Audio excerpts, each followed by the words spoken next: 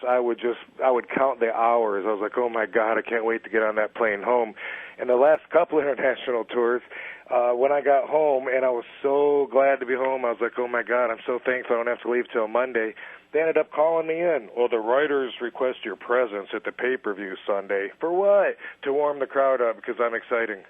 And that happened a lot. And when I told them I was burnt out and I needed time off, it seemed like I was getting booked more.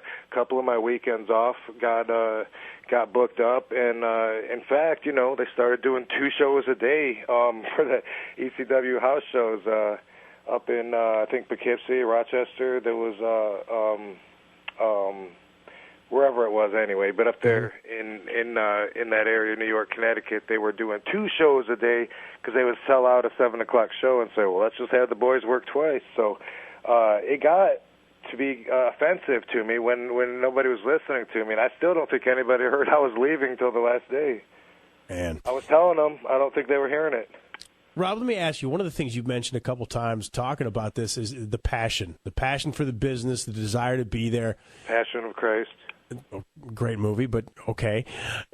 Bottom line, the travel, when you're happy with what you're doing on the shows, on the card, when you're happy with your role and what you're doing and how they're using you and what's going on, does that make it more? On an airplane. Even if you're happy, traveling still sucks. It's monotonous. It's brutal. And even if the small part of your job that is the actual wrestling part, which when you're good like RVD, you're comfortable. You don't want to talk to anybody. You just want to get out in the ring and do it because you know it's not going to be a bad match. If it is a bad match, it's going to be one out of the last 500 matches that I've had. But it's all about getting there. It's about renting the car and the airplane and the hotels and 1,000 miles a week of driving. And so anyway, yeah, so I get to the building and somehow I'm happy. Or not. Yeah. When you talk about the burnout factor, how long have you been burned out when it comes to the wrestling business? Well, I would say the first time I got burned out was before I left ECW, okay?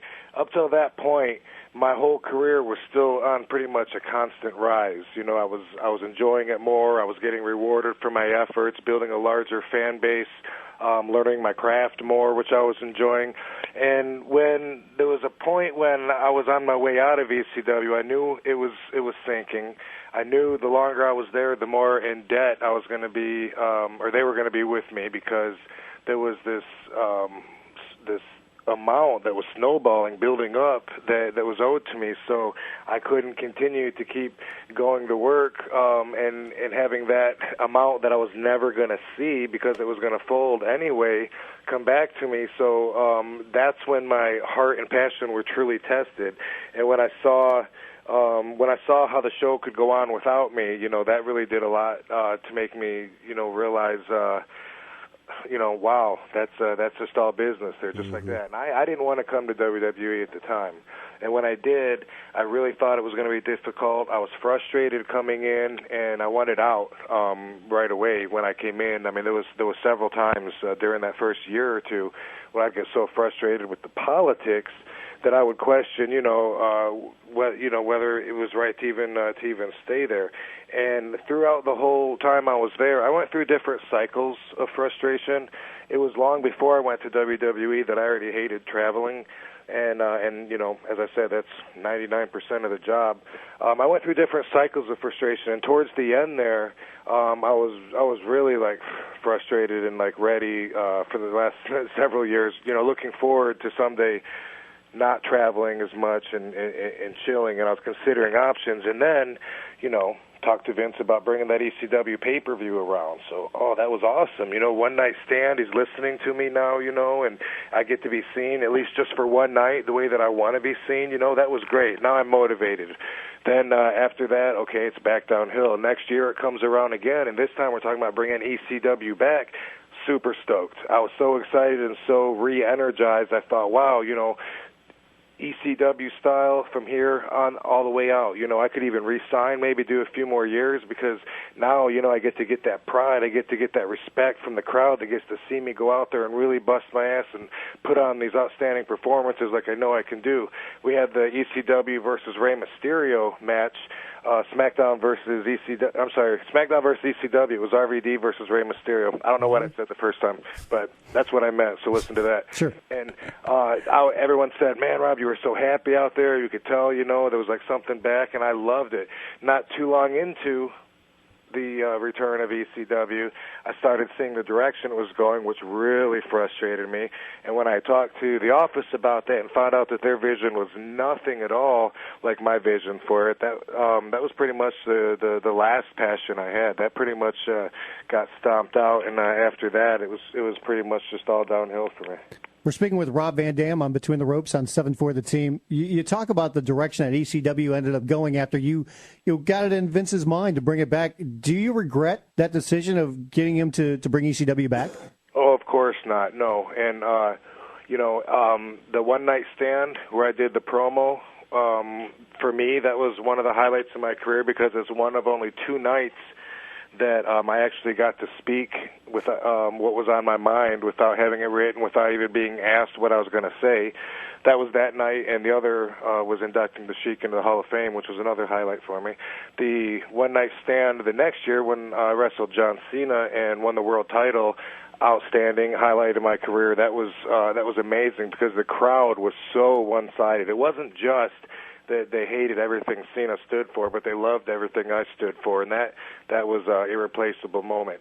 Bringing the ECW back excited a lot of people, Unfortunately, it was never the office's plan to cater towards the original ECW crowd, but rather to show this new ECW to a new crowd, and apparently that's exactly what was said to me by straight from the top, that was always the view, and they never had any reason or any desire or plans, I was told by the man, to make it anything goes, even though when it first came back, ECW, that means anything goes, and then as soon as they started the regular TV show, no, that was never the plan.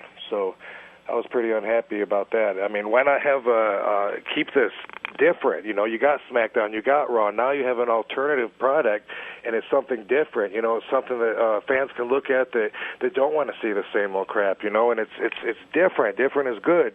But apparently they didn't see it the same way I did, and I've always felt like the reason that ECW was so different was because it kind of stood for anti-McMahon as far as like his way, his ideas, his business, and I think also that had a lot to do with why it was brought back and destroyed.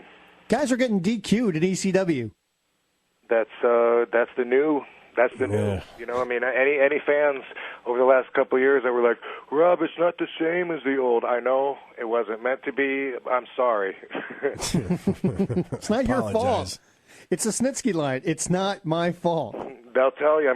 They tell you straight out. It was not meant to be. It has nothing to do with that. Even though it's called ECW, even though you brought back the original players, even though you went into it, tapping into that crowd that supported the pay-per-views and that DVD, all that going into it is all given up for the, I don't know, let go of my ego.